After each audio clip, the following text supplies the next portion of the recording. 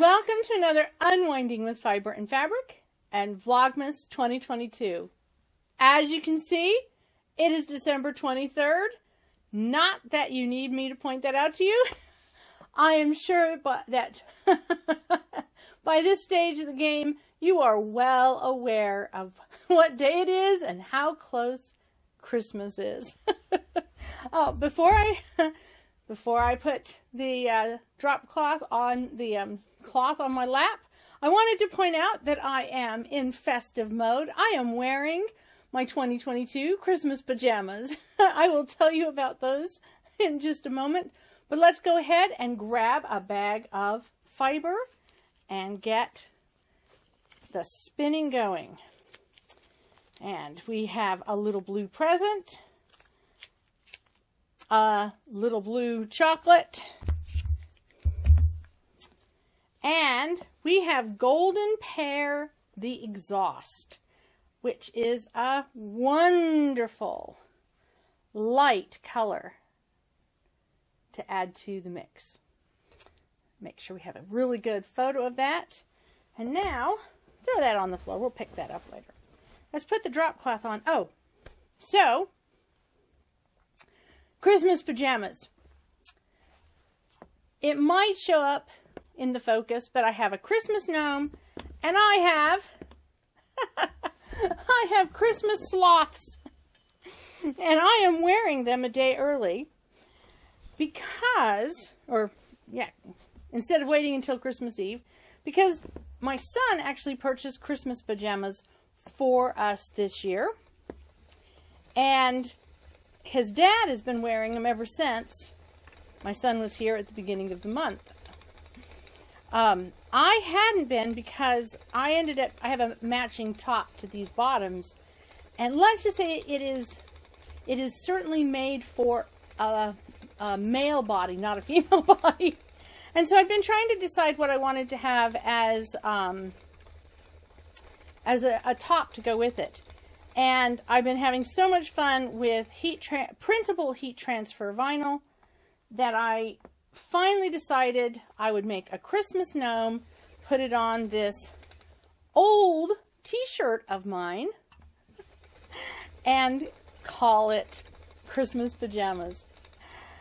So you, the audience, you, my fellow spinners and crafters, are seeing my Christmas pajama combo actually as soon as my son is. This is the first time I have actually put it on together, having just created the combo last night, long after my son had gone to bed.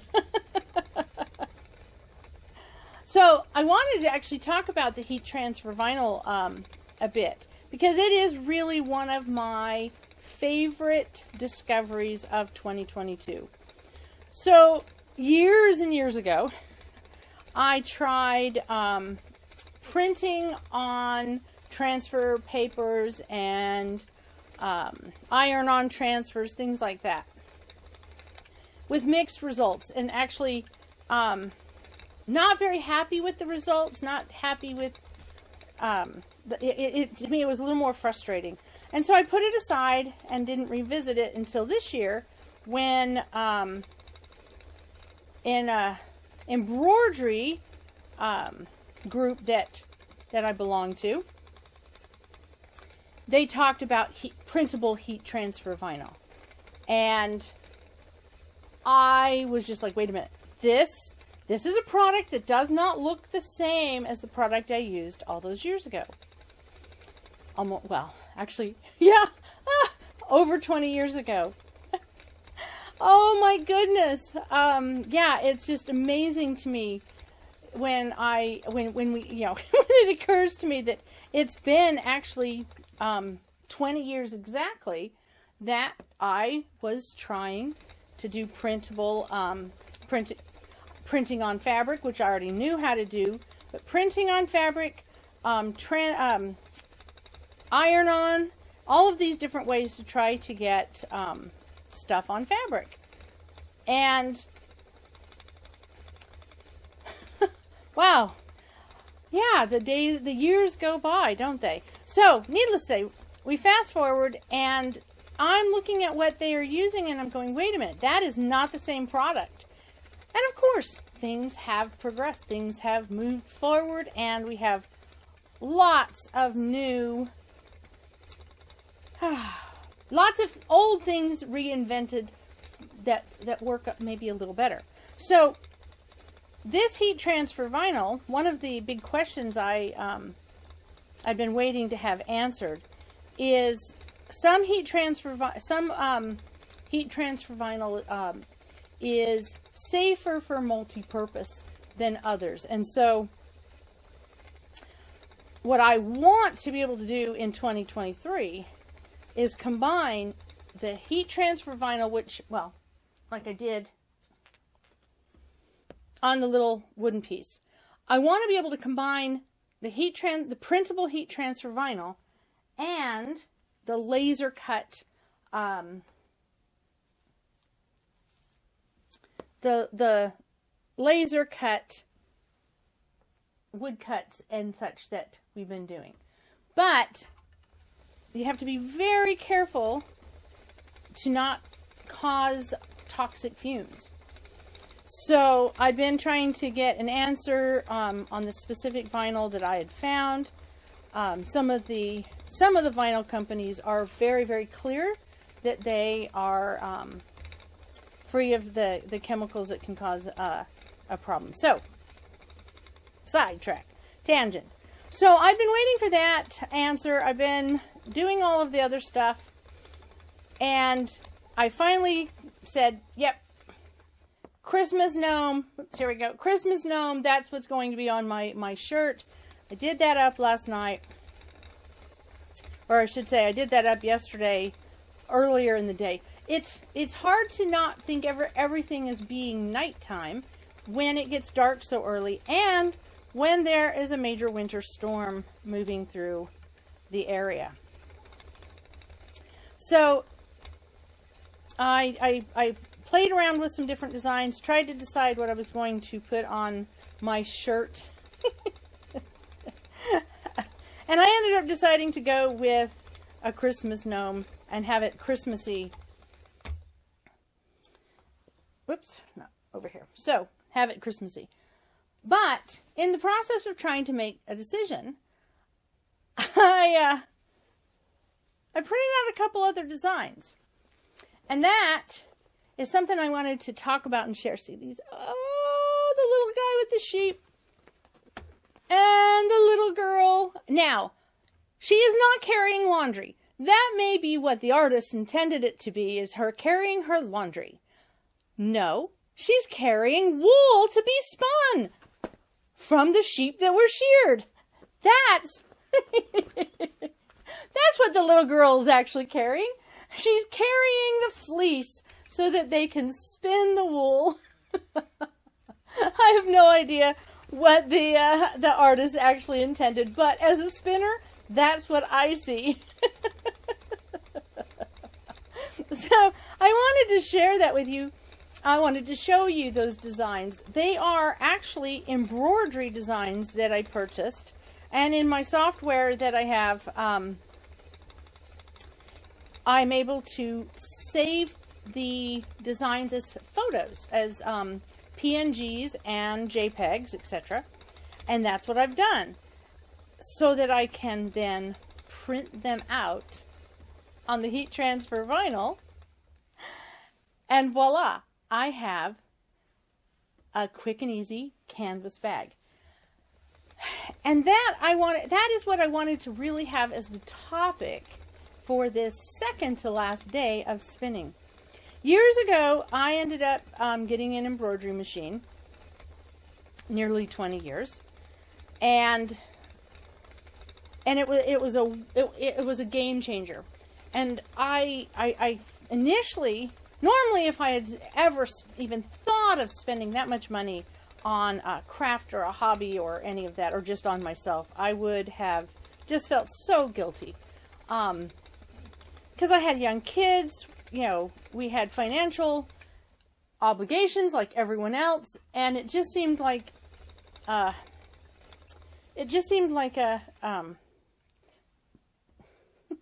an extravagance. But in this case, I wasn't feeling my normal sense of, I don't deserve this.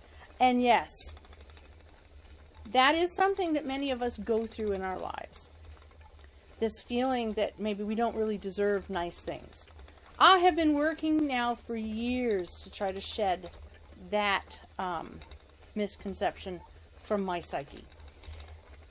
But one of the things that I couldn't understand at that point, why I wasn't feeling this oppressive emotion. And I have a cat. He's saying hello. Hold on. Fastest way of dealing with a cat that wants to say hello is to pick them up. Meatball, say hi to the camera. And then they hopefully will go away and not go and play with the curtain like he did yesterday. So I was trying, I couldn't understand why the normal oppressive feeling that I didn't deserve such extravagance, why that didn't descend upon me. And then I started realizing that with the embroidery machine, I could make receiving blankets and quilts very quickly. Special ones that were made for babies that may not have come into this world as healthy as we would wish. I was able to make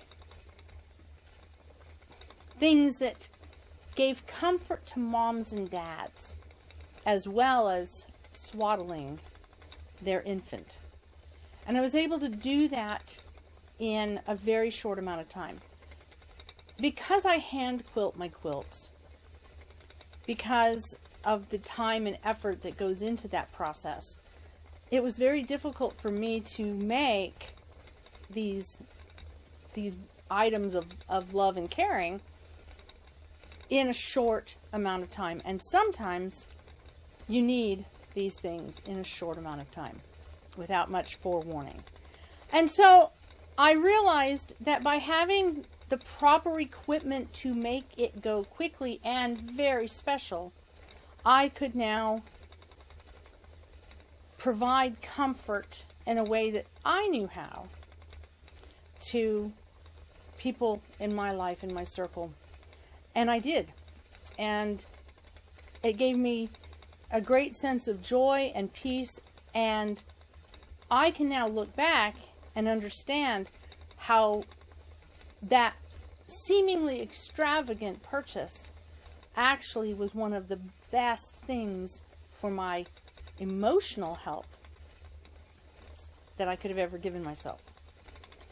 So, fast forward now, all these years, and yes, I can do the machine embroidery, and I do. But I do get fatigued more today than I did back then. The health issues that I face today, many of them were already present.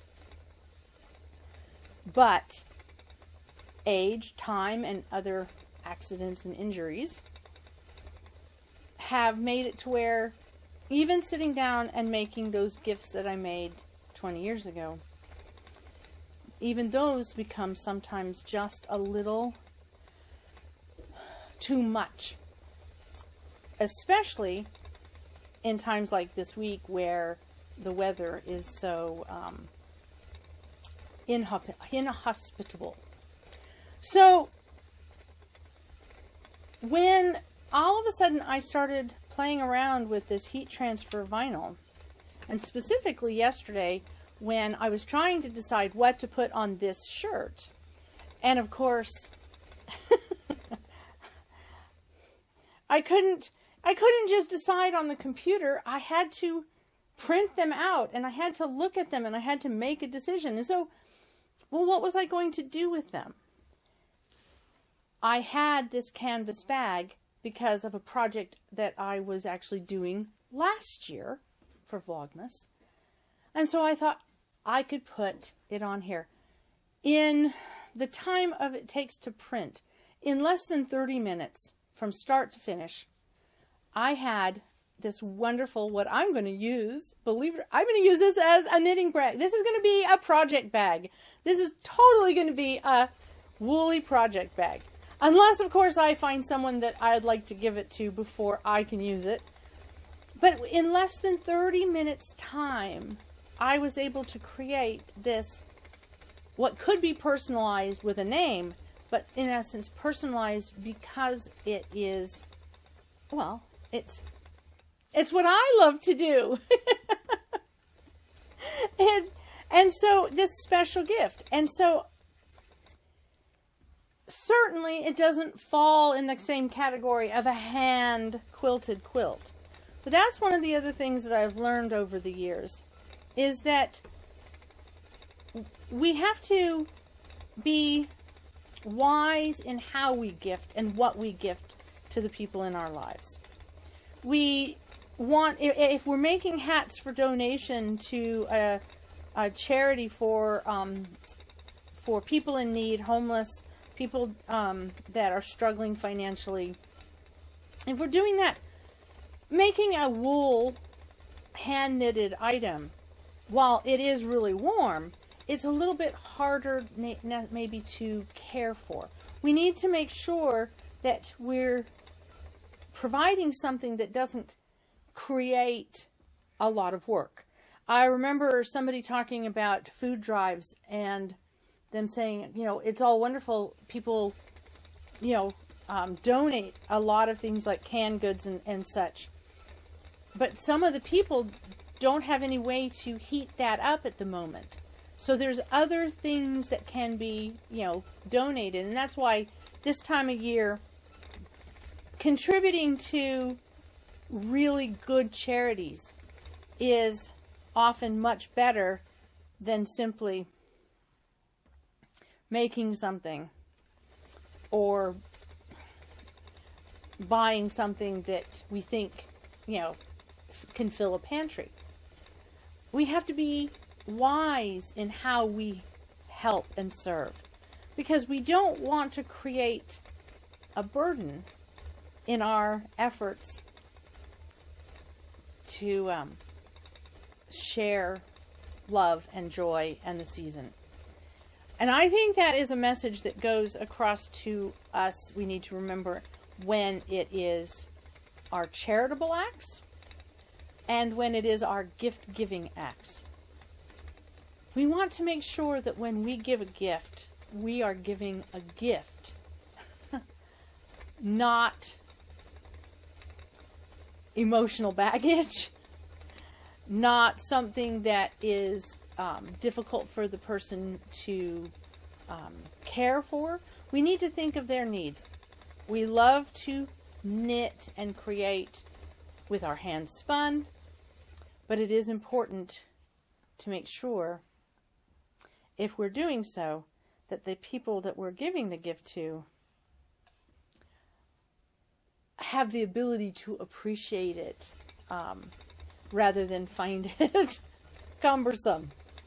So, for me, all of a sudden having the ability to do this canvas bag, it really made me smile. It made me happy, because I like to be able to, at the last minute, throw something together if the need arises. And I don't like being inhibited by my physical health.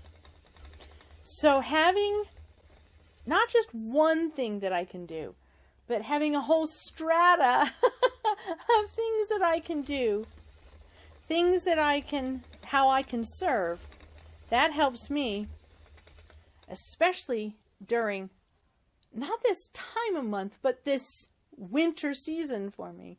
It helps me stay ahead of what my body keeps trying to get in the way of, or cause it, get me ahead of my own body, I guess I should say. I know I'm getting close to the Christmas Eve time. I know we're just now a day away, and I am getting tired, and I am sure that you, the audience, the spinners and the crafters and my friends. Yes, because so many of you are becoming my dear friends. And I have enjoyed and have felt so blessed to have this opportunity to do this. And on that note, I have a contingency plan if we lose power. Do not despair. I will find a way to, at least if nothing else, get a short video out to you if we were to lose power. All right, so let's make myself presentable. I'm sorry if I've been all over the place, but I am really excited to share this printable heat transfer vinyl. It is a wonderful thing. My inkjet printer. And now I have a project bag. Because, as we all know, we never have too many. We never have enough. Okay, let's remember to get the jar. Now, the jar. There are 2 cards in here. And I know one of them is a bubble bath, but I do not know which one is. And I would have never guessed that we would make it to this point without it. So, let's see. I've pulled the last red one, and let's see what it says. Oh my goodness! This one says, bake a sweet treat. Well, I can already tell you, I'm not going to be baking, but I might do a sweet treat, as in a custard or lemon curd, if the weather holds. And if the power stays on. That means this should be a bubble bath.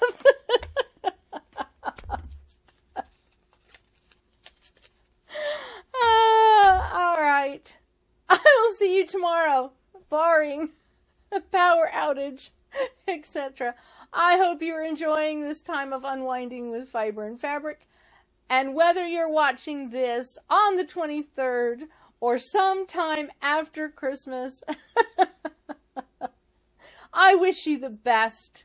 And I hope that you are having a wonderful holiday season. We'll see you tomorrow.